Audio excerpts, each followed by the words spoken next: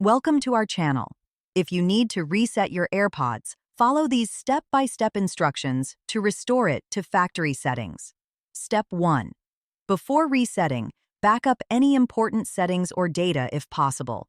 Note your current configuration for reference. Step 2. Make sure your AirPods is powered on and fully charged or connected to a power source. Step 3. Locate the reset button on your device. This may be a small pinhole button or a combination of buttons to press. Step 4. Press and hold the reset button for the specified amount of time, usually between 5 and 15 seconds. Step 5. Wait for the device to restart. You may see lights flashing or hear confirmation sounds during the reset process. Step 6. Release the reset button when the device indicates the reset is complete. This may vary by device model. Step 7. Wait for your AirPods to fully reboot. This may take a minute or two as the device restores to factory settings. Step 8.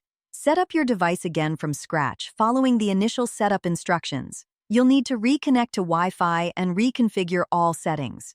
Don't forget to like this video and subscribe to our channel.